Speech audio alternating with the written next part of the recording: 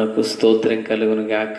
మన ప్రభువును ప్రియరక్షకుడైన యేసుక్రీస్తు వారి పరిశుద్ధమైన నామంలో తండ్రి అయిన దేవాది దేవునికి నిత్యము స్తుతియు స్తోత్రములు, మహిమయు ఘనతయు ప్రభావములు యుగయుగములు ప్రభునకే చెల్లును గాక. ఆమేన్. ఆత్మీయులారా, బాగున్నారా? సమయంలో దేవుని పరిశుద్ధమైన వాక్యాన్ని ధ్యానం చేయడానికి ప్రభు చూపిన మహాకృపను బట్టి మనము ప్రభువుని ఎంతగానో స్తుతించా భక్తులమై ఉన్నాం. నిత్యదిన వాక్య ధ్యానమై మత్తయి సువర్తమానము 8వ అధ్యాయము 29, 34వ వాక్యాన్ని నేను చదువుతున్నాను. శ్రద్ధగా దేవుని మాటలు మరి వినాలని ప్రభువు పేరట మనవి చేయించు ఉన్నాను. వారు, ఇదిగో దేవుని కుమారుడా, నీతో మాకేమి, కాలము రాకమునుపే మమ్మను బాధించుటకు ఇక్కడికి వచ్చితివా అని కేకలు వేసిరి. అలాగునని 34వ వాక్యము. ఇదిగో ఆ పట్టణస్థులందరూ యేసును ఎదుర్కొనవచ్చి ఆయనను చూచి తమ ప్రాంతములను విడిచి పొమ్మని ఆయనను వేడుకొనిరి. దేవునికి స్తోత్రం. ఈ చదవబడి ఉన్న వాక్య భాగం కొరకు ఇచ్చిన ప్రార్థన చేసుకుందాం. మహాపరిశుద్ధుడు అయిన మా తండ్రి, జీవాధిపతి అయిన దేవా, స్తోత్రాలు. చదవబడిన మాటలు మీవి, వినుచున్న వారు మీ వారు. మీ దాసుడనైన నన్ను సంపూర్ణముగా మరుగు చేసి మీ దైవస్వరాన్ని వినిపింపచేసి నాకును మాకును కావలసిన దివ్యమైన శ్రేష్టమైన సంగతులను విడుదల చేయమని ప్రార్థిస్తున్నాం. ఎమ్మాయి మార్గములో నడిచి శిష్యుల హృదయాలను మండించిన పరిశుద్ధ ఆత్మదేవుడా తండ్రి, ఈ వాక్య ధ్యాన సమయంలో మీరు మాతో ఉండి మా హృదయాలను మండింపచేసి అయ్యా, మీ చిత్తములో మేమేమై ఉన్నామో, మా పట్ల మీరు ఏ ఉన్నతమైన ఉద్దేశాన్ని కలిగి ఉన్నారో ఆ దైవ సంకల్పాన్ని వెల్లడి చేసి తద్వారా సర్వ సమస్త స్తుతి, మహిమ, ఘనత, ప్రభావాలు మీరే పొందుకునమని వినుచున్న ప్రతి వాళ్ళను నన్ను మీ హస్తాలకు అప్పగించుకొనొచ్చు. యేసయ్య నామంలోనికి ప్రార్థించిన మనవులన్నీ పొందియున్నామని నమ్ముచున్నాం మా పరమ తండ్రి. ఆమేన్. ఆత్మీయులారా, యేసుక్రీస్తు ప్రభు వారి యొక్క సేవా పరిచర్యలో మరి మత్తయి సువార్త ప్రకారముగా 5వ అధ్యాయం, 6వ అధ్యాయం, 7వ అధ్యాయం, 3 అధ్యాయాలలో యేసుక్రీస్తు ప్రభుల వారు కొండపైన మరి సందేశాన్ని అందించారు. అందులో 20 అంశాలతో కూడినటువంటి విషయాలు ఉన్నాయి. అయితే 8వ అధ్యాయంలో ప్రభువారు కొండ నుండి దిగి వచ్చారు. దిగి వచ్చిన తర్వాత 8వ అధ్యాయంలో కూడా కొన్ని సంఘటనలు అనేవి జరిగాయి. అయితే ఆ చివరి భాగంలోకి వచ్చేసరికి అనగా 28వ వాక్యం నుండి 34వ వాక్యం వరకు యేసుక్రీస్తు ప్రభులు వారు ఒకసారి గదరేనీయుల దేశమునకు వెళ్ళినట్లుగా మనం చూస్తున్నాం. మార్కు సువార్త 5వ అధ్యాయంలో కూడా ఈ భాగం ఉంటుంది. అక్కడ గెరాసీనుల దేశం అని దాన్ని పిలిచారు. ఆ ప్రాంతానికి ప్రభువారు వచ్చినప్పుడు ఆ ప్రాంతంలో ఒకడు మరి దయ్యముల చేత ఇబ్బంది పడుతూ, దురాత్మల చేత పీడించబడుతూ ఉన్నాడు. వాడు వస్త్రాలు లేనివాడిగాను, రాత్రులు కేకలు వేయుచు సమాధులలో వాసం చేయవాడుగా ఉన్నాడు. వానిని ఏ మనుష్యుడు కూడా సాధుపరచలేనటువంటి పరిస్థితులు. అటువంటి సమయంలో ప్రభువారు ఆ ప్రాంతానికి వెళ్ళారు. ఆ ప్రాంతానికి వెళ్ళినప్పుడు వాడిలో ఉన్నటువంటి దయ్యాలు అనగా వానిలో ఉన్నటువంటి దురాత్మలు ఇంచుమించుగా 2000 మొదలుకొని 6000 వరకు మధ్యలో ఉన్నాయన్నమాట. అంటే దాన్ని ఏమన్నారంటే శానా అన్నారు. శానా అనే మాటకు అర్థం ఏంటంటే 2000 నుండి 6000 వరకు ఉన్న గుంపును శానా అంటారు. ఈ శానా అనేటువంటి దురాత్మల చేత ఇతడు పీడించబడుతున్నాడు. ప్రభువారు ఆ ప్రాంతానికి వెళ్ళినప్పుడు వానిలో ఉన్న దురాత్మలు చెప్పుచున్నాయి, ఇదిగో దేవుని కుమారుడా, నీతో మాకేమి, కాలము రాకమునుపు నీవు మమ్మల్ని బాధించుటకు ఇక్కడికి వచ్చితివా? అంటే యేసుక్రీస్తు ప్రభువారి యొక్క దినచర్యలో పగలంతా ఆయన పరిచర్య చేసేవారు, రాత్రంతా ప్రార్థన చేసేవారు. కానీ ఏ రోజైనా ఏ ప్రాంతానికి వెళ్ళినా యేసుక్రీస్తు ప్రభువు వారు పిల్లరా లేట్గా వచ్చాడన్న వార్త ఎక్కడా ఉండదు. బహుశా ఈ మాట చెప్పగానే మనకు ఒక సందర్భం గుర్తొస్తుంది. ఏంటంటే లాజరు చనిపోయినప్పుడు ప్రభువారు 4 దినాలు తర్వాత వచ్చారు కదా అని. 4 దినాలు ఆలస్యంగా వచ్చేటి కాదు నా పిల్లరా, 4 దినాలు ప్రభు పరిచర్యలో నిమగ్నుడై ఉన్నారు. అక్కడ పరిచర్య ముగించుకుని రావడానికి 4 దినాలు పట్టింది. ఓకే, హల్లెలూయా. అయితే పిల్లలు ఇక్కడ గమనించాలి, ఇక్కడ ఈ దురాత్మలు అంటున్నాయి కాలము రాకమునిపై, అంటే యేసుక్రీస్తు ప్రభువు వారు పిల్లరా ఏదైనా తను తలపెట్టిన ఆ పరిచర్య విషయంలో సమయానికి ముందుగానే ఆయన ఉండేవారు. దేవుని బిడ్డలుగా మన జీవితంలో సంఘానికి నడిపించే విషయం కావచ్చు, ప్రార్థన చేసుకునే విషయం కావచ్చు, ఆత్మ సంబంధమైన సహవాస విషయంలో లేదా మరి ముఖ్యంగా పునరుత్థాన ఆరాధన విషయంలో మనము ఆలస్యంగా వెళ్ళే వారమై ఉండకూడదు. ఎందుకంటే యేసయ్య రక్తముతో, యేసయ్య మరి విలువైన రక్తముతో మనం కొనబడి కడగబడిన వారం గనక, ఆ పరిశుద్ధమైన విలువైన రక్తాన్ని స్వీకరించే వారం గనక ఆయన స్వభావాన్ని మనం కలిగి సమయానికి ముందుగా మనము ఉందుము గాక. ఆమేన్. అయితే ఇక్కడ భాగంలో తర్వాత 34వ వాక్యంలో చూసినప్పుడు ఆ పట్టణస్థులందరూ అని చూస్తున్నాం. ఏం జరిగిందంటే యేసుప్రభువు ఆ ప్రాంతానికి వచ్చారు. ఆ ప్రాంతానికి వచ్చినప్పుడు వానిలో ఉన్న దురాత్మలన్నిటినీ ఆయన బంధించారు. అవన్నీ పందుల్లోకి వెళ్ళాయి. పందులన్నీ ఒడిగా వెళ్ళిపోయి అక్కడ ఉన్నటువంటి ఆ నీళ్ళలో దూకి అవి చనిపోయాయి. అయితే ఈ సంఘటన చూసినటువంటి అక్కడ ప్రజలు మరి ఆయా ప్రాంతానికి ఆ గ్రామంలోకి వెళ్ళి వాళ్ళు అంటారు, ఇదిగో ఈయన వచ్చుట ద్వారా మన పందులు చనిపోయినాయి అని చెప్పి ఇప్పుడు అక్కడ ఉన్న వారందరినీ, పందులు మేపునుచున్న వారందరూ వచ్చి పిల్లలు ఇప్పుడు ప్రభుని ఏమంటున్నారంటే యేసు ఎదుర్కొని వచ్చి ఆయన చూచి తమ ప్రాంతముల నుండి విడిచి పొమ్మని ఆయన వేడుకుంటున్నారంటే, ఒక మాట చెప్పాలంటే యేసుక్రీస్తు ప్రభుల వారి యొక్క పరిచర్యలో ఒక ఆటంకం అనేది ఇక్కడ మనం చూస్తున్నాం. పిల్లరా, ఈ ఆటంకాన్ని ప్రభువు చూచి పరిచర్య చేయకుండా వెళ్ళిపోయాడా?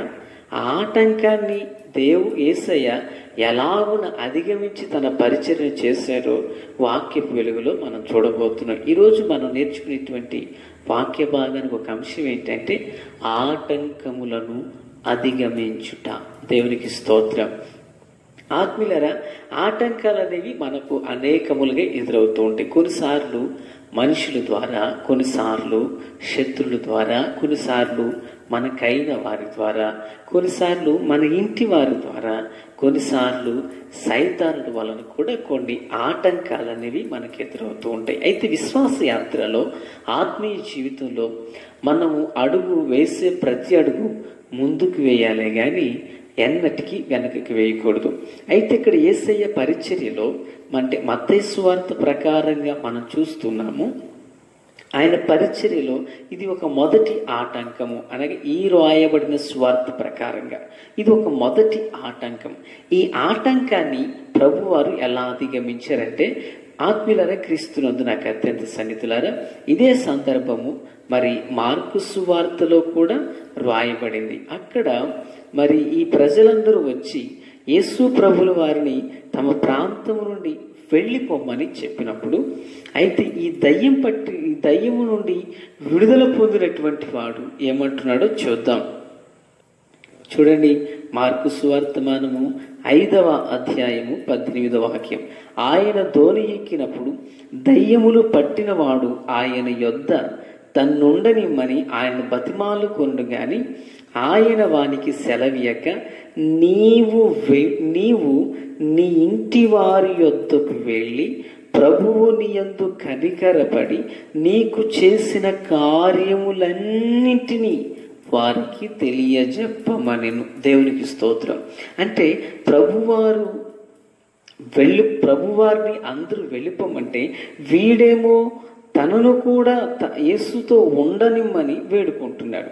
అయితే ప్రభువారు నా పిల్లరా చెప్పిన మాట ఏంటంటే, నీవు వెళ్ళి నీ యందు దేవుడు కనికరపడి నీ ఎడల చేసిన ఈ మేలు ఉపకారాన్ని, ఈ మంచి కార్యాలను నీవు ఇతరులకు, నీ ఇంటి వారికి చెప్పమని చెప్పారు.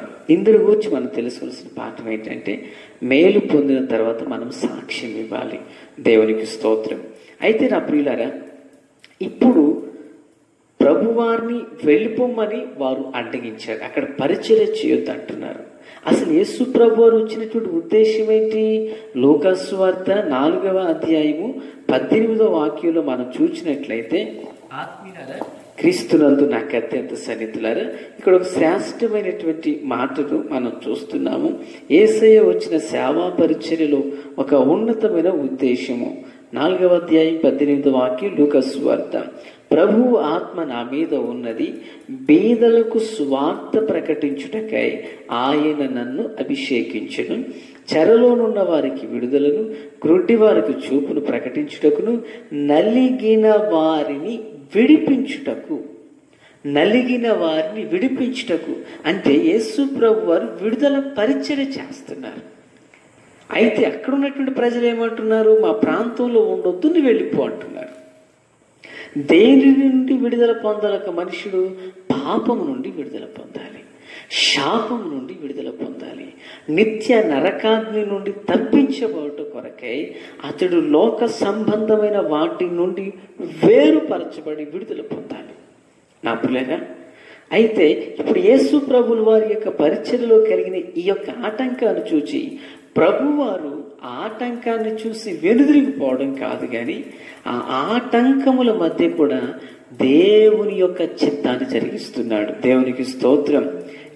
అయితే ఇప్పుడు ప్రభువారు ఆ వ్యక్తితో చెప్పిన మాట, నీవు వెళ్ళి నీకు చేసిన కార్యములన్నింటినీ నీ ఇంటి వారికి చెప్పండి అని చెప్పారు. అయితే ఇప్పుడు వాడేం చేశాడు? 20వ వాక్యం. వాడు వెళ్ళి యేసు తనకు చేసినవన్నీ దెకపోలిలో ప్రకటింపనారంభింపగా అందరూ ఆశ్చర్యపడిరి. దేవునికి స్తోత్రం. ఆత్మీయులారా, దెకపోలి అనేటువంటి మాటకు అర్థం ఏంటంటే 10 గ్రామాలు అని అర్థం. అంటే 10 గ్రామాల ప్రజలను ఇతడు దేవుని యొక్క సువార్తను ప్రకటింపచేసి దేవుని యొక్క పనిని అతడు జరిగించాడు. మీకు అర్థమవుతుందా? యేసు ప్రభుల వారికి ఎక్కడ ఆటంకము కలిగిందో ఆ ఆటంకాన్ని బట్టి దేవుని రాజ్యపు వార్తను ప్రకటించుట వెనుదిరిగిపోలేదు, కానీ ఆ ఆటంకముల మధ్య ఆయన తన పనిని జరిగించారు. దేవునికి స్తోత్రం. ఆత్మీయులారా, దేవుని బిడ్డలుగా మన జీవితంలో మనకు ఆటంకము ఎక్కడైతే ఎదురైందో, సమస్య ఎక్కడైతే ఎదురైందో, ఇరుకు ఎక్కడైతే మనకు దగ్గరగా సమీపించి మన మీదకు వస్తుందో, అక్కడనే మనం వాటిని అధిగమించుటకై దేవునిపై మనం ఆధారపడాలి. మనందరికీ గుర్తున్నది కదా, పాత నిబంధన గ్రంథంలో దేవుని ప్రజలైన ఇశ్రాయేలీలు వాగ్దాన దేశానికి వెళుతున్నారు. వాళ్ళు ఐగుప్తును విడిచారు. ఆత్మీయులారా, గొర్రెపిల్ల రక్తము చేత వాళ్ళు శుద్ధి చేయబడ్డారు. వారు వెళుచిన సమయంలో ఎర్ర సముద్రం ఉన్నది, వెనక ఫరో సైన్యం తరుముతుంది. అటువంటి సమయంలో వాళ్ళు అంటారు, మోషే, మాకు ఐగుప్తులో సమాధులు లేవని నీవు మమ్మల్ని ఇక్కడ తీసుకొచ్చావా అంటారు. అప్పుడు ఈ మోషే దేవునికి మొరపెడుతున్నాడు. ఎందుకు దేవునికి మొరపెడుతున్నాడంటే, ఈ ప్రజల యొక్క ఆలోచన, మేము వెనుతిరిగి ఐగుప్తులోకి వెళ్ళిపోతాం, అరణ్యంలో చచ్చే కంటే అక్కడ చావడం మేలని వాళ్ళు వెనుదిరిగిపోవడానికి ఇష్టపడుతున్నారు. అయితే మోషే దేవునికి మొరపెట్టగా నిర్గమాకాండం 14:15 వాక్య ప్రకారంగా ప్రభు అయినటువంటి దేవాది దేవుడు సెలవిచ్చిన మాట, మోషే మీరు ఆగిపోవద్దు, వెనుదిరిగిపోవద్దు, ముందుకు సాగిపోవుడి. దేవునికి స్తోత్రం. విశ్వాసి జీవితంలో, దైనందిన ఆధ్యాత్మిక జీవితంలో మనము అడుగు వేసే ప్రతి అడుగు ముందుకు వేయాలి, కానీ వెనకకు వేయకూడదు. పిల్లలు, ఇశ్రాయేలీయులు ఒకవేళ వెనదిరిగి వెళ్ళిపోతే ఏముంటుంది? నా పిల్లగా మరలా ఐగుప్తు దేశంలో బానిసత్వం బ్రతుకుంటుంది. మరలా ఇటుకలు పని ఉంటుంది, వెట్టి చాకిరి ఉంటుంది, నలిగిపోవడం, మగ్గిపోవడం ఉంటుంది నా ప్రేర. అయితే వాళ్ళు ముందుకు సాగిపోయినట్లయితే నాటని చెట్ల ఫలాలను వారు అనుభవిస్తారు. త్రవ్వని బావులలో నుంచి నీళ్లు వారు త్రాగుతారు. నా ప్రేర, సారవంతమైన భూమి కలిగినటువంటి వాగ్దాన దేశం. ఆత్మీయులారా, క్రీస్తునందు నాకు అత్యంత సన్నిహితులారా, పాలు తేనెలు ప్రవహించేటువంటి కనాను దేశానికి వాళ్ళు హక్కుదారులుగా మారుతున్నారు. దేవునికి స్తోత్రం. అదే వెనుదిరిగిపోయినట్టయితే చెర ఉన్నది, ముందుకు వెళ్ళినట్లయితే వాగ్దాన దేశం ఉన్నది. కనుకనే దేవుడు చెబుతున్న మాట, మీరు ఆగిపోవద్దు, సాగిపోవుడి. ఇది నీ మాటలు వినుచున్న ఆత్మీయులారా, నీ విశ్వాస జీవితంలో, నీ పరిశుద్ధ జీవితంలో, నీ కుటుంబ జీవితంలో, లేక నీ యొక్క వైవాహిక జీవితంలో నీకు కలిగినటువంటి ప్రతి సమస్య నుండి, నీకు కలిగినటువంటి కుటుంబ విషయంలో, నీ వ్యక్తిగత నీవు పని చేసుకుని వచ్చినటువంటి ప్రాంతంలో, నువ్వు చేయించిన జాబ్ విషయంలో కానీ నీకు ఎక్కడ ఆటంకములు ఎదురవుతున్నాయో ఆటంకములను అధిగమించుటకై దేవునిపై నీవు ఆధారపడినట్లయితే నిశ్చయముగా నా బ్రదర్, ఏ సముద్రము వారికి అడ్డుగా నిలిచిందో వారు సాగిపోవుటకు నా బ్రదర్ వారు నిలిచినప్పుడు సముద్రము దారినిచ్చింది.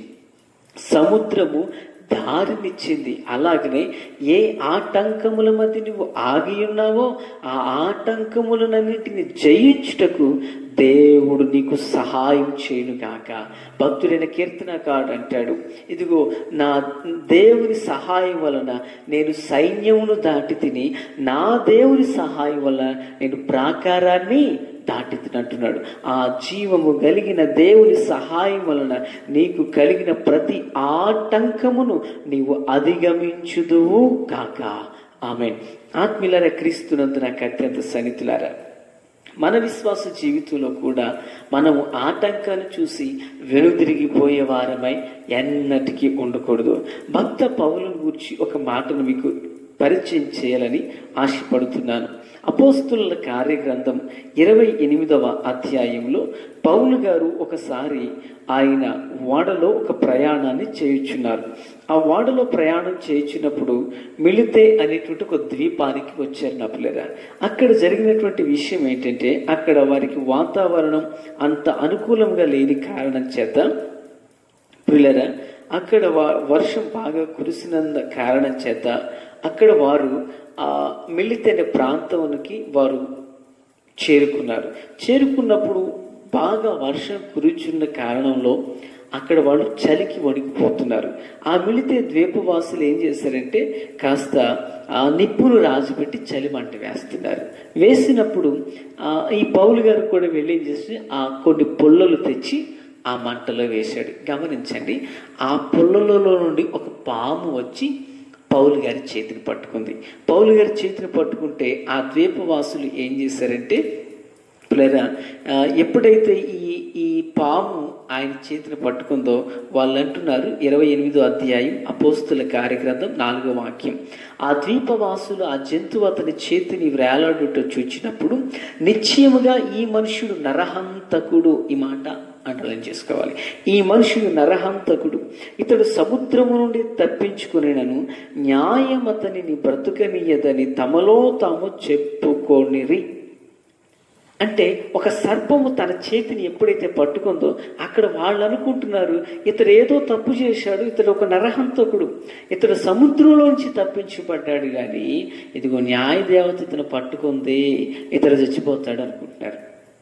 అయితే పౌలు గారు మారు మాట మాట్లాడకుండా అక్కడ ఏం చేశారంటే, ఎక్కడి నుండైతే పాము వచ్చి తన చేతిని పట్టుకుందో ఆ మంటల్లోకి విదిలించి వేశాడు. ఆ యొక్క పాము వెంటనే తన చేయిని విడిచి ఆ నిప్పుల్లో పడి చచ్చింది.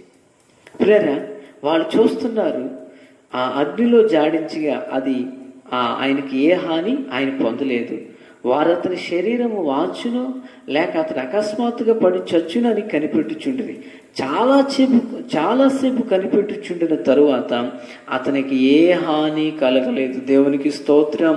అతనికి ఏ హాని కలగకుండా చూచి అభిప్రాయం మాని, ఏ అభిప్రాయం? అతడు ఒక నరహంతకుడు అనే అభిప్రాయాన్ని వాళ్ళు మాని ఏమనుకుంటున్నారు తెలుసా? ఇతడొక దేవత. దేవునికి స్తోత్రం. ఈ మాటను కూడా అండర్లైన్ చేసుకోండి. ఒక సర్పము వచ్చి తన చెయ్యి పట్టుకున్నప్పుడు ఏమన్నారు? ప్రవక్త ఆ యొక్క పరిశుద్ధుడైన పౌలు గారిని నరహంతకుడు అన్నారు. ఆ సర్పమును ఎప్పుడైతే ఎక్కడి నుండైతే వచ్చి కొట్టుకుందో అక్కడికే జాడించాడు. అది అగ్నిలో పడి చచ్చింది. ఈయనకేదో హాని కలుగుద్ది అనుకున్నారు. దేవుని కృపలో ఈయనకి ఏ హాని కలగలేదు కదా. ఇప్పుడు అదే నోటితో అంటున్నారు ఆయన ఒక దేవత. అదే నోటితో కొంత సమయానికి ముందేమన్నారు? ఒక నరహంతకుడు. అదే నోటితో కొంత సమయం తర్వాత ఏమన్నారు? ఆయన ఒక దేవత. పిల్లలు గమనించారా? ఎక్కడ ఆయన మీద నింద వేయబడిందో అక్కడే కనపరచబడ్డాడు. ఇజ్రాయేల్ ఏ సముద్రాన్ని చూసి కలవరపడ్డారో అదే సముద్రంలో వారు నడిచి వెళ్ళారు. యేసుక్రీస్తు ప్రభు వారి సేవలో ఎక్కడ ఆటంకం వచ్చిందో అక్కడ ఆ ఆటంకాన్ని అధిగమించి 10 గ్రామాలను సువార్తతో నింపివేశారు. మన జీవితంలో ఆటంకాలనేవి రాకమానం. యేసుక్రీస్తు ప్రభుల వారు ఆయన సర్వోన్నతుడైన దేవుని కుమారుడు. ఆయనకే ఆటంకాలు వస్తాయి. నీవు నేనే పాటి వారు. ఇశ్రాయేలు ప్రజలు ఐగుప్తు దేశంలో గొర్రెపిల్ల రక్తం చేత కడగబడి ఐగుప్తు దేశాన్ని విడిచొచ్చిన వాళ్ళండి. వాళ్ళకి ఆటంకాలు ఎదురైనాయి. అపోస్తుడైన పౌలు పరిశుద్ధుడండి. ప్రియరా, 3వ ఆకాశానికి ఎక్కినటువంటి మహాగణుడైన ఆయనకి ఆటంకాలు నిందలు రాలేదా? అయితే ఆ నిందలతోనే తన జీవితాన్ని ముగించలేదు కదా. ఆ నిందలు కాస్త వందలుగా మార్చుకున్నాడు. ఎప్పుడో తెలుసా? జీవము కలిగిన దేవునిపై ఆనుకున్నప్పుడు. స్తోత్రం. ఆత్మీయులారా, బహుశా నీ యొక్క విశ్వాస పరిశుద్ధ కుటుంబ దైనందిన జీవితంలో నీ జీవితంలో ఆటంకములనేవి ఎవరి వలన కలిగినా కలవరపడకు. ప్రభు వైపు చూడు. ఏ ఆటంకముల చేత నీవు ఇబ్బందులు పడుతున్నావో ఆ ఆటంకములన్నింటినీ అధిగమించే దైవికమైన శక్తి, దైవికమైన కృప నా దేవుడు నీకు సమృద్ధిగా ప్రసాదింపగల సమర్థుడు, శక్తి కలిగిన వాడు. మనం చేయవలసిన పని ఏంటంటే ఇజ్రాయేలీలు ప్రభువుపై ఆనుకున్నట్లుగా మనం ప్రభుపై ఆనుకోవాలి.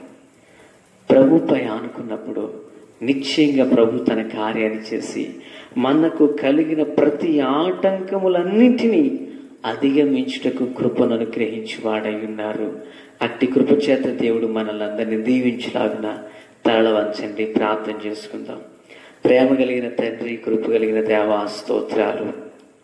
అయ్యా, గెరాసీను దేశంలో ఆనాడు మా రక్షకుడు మీ ప్రియకుమారుడైన ప్రభువారు పరిచర్య కాలాన కలిగిన ఆటంకాన్ని ఎలాగున ప్రభువారు అధిగమించున్నారో తండ్రి, మా విశ్వాస కుటుంబ చిన్న జీవితంలో ఎదురవుచున్న ప్రతి ఆటంకాన్ని జయించుటకై కృపను కలుగ చేయమని ప్రార్థిస్తున్నాం. నానా, ఈ ప్రార్థనలో ఏకీభవించిన ప్రతి ఒక్కరిని, ఈ మాటలు విన్న ప్రతి ఒక్కరిని మీ హస్తాలకు అప్పగిస్తున్నాం. 5 రొట్టెలు 2 చిన్న చేపలు మీ చేతుల్లోకి వచ్చిన తర్వాత అవి ఎంతగా దీవెనకరంగా మార్చబడి విరిబడి ఆశీర్వాదకరంగా మలచబడ్డాయో అయ్యా, మేము అలాగున్న మీ చేతుల్లోకి అప్పగించుకొనుచున్నాం. మీ కార్యములు సఫలం చేయండి. మా ప్రియులు నాన్న ఆర్థికంగా అయ్యా తండ్రి దేవా స్తోత్ర అయిన వారి ద్వారా తండ్రి, శత్రుల ద్వారా అయ్యా తండ్రి, భయంకరమైన పరిస్థితుల మధ్య ఏ ఆటంకాల మధ్యలో ఉండినప్పటికీ వాటన్నిటి నుండి మీ నామం పేరట సంపూర్ణమైన విడుదల కలుగునుగాక. ఆటంకములు అధిగమించే కృపను అనుగ్రహించి మహిమ పొందమని అయా నిశ్చయముగా మీ సన్నిధిని వెల్లడి చేయమని సర్వ సమస్త స్తుతి మహిమ ఘనత ప్రభావాలు మీకు ఆరోపించుకొనొచ్చు. యేసయ్య పరిశుద్ధమైన నామంలోనికి ప్రార్థించిన మనవులన్నీ పొంది ఉన్నామని నమ్ముచున్నాం మా పరమ తండ్రి. ఆమేన్, ఆమేన్, ఆమేన్. Praise the lord.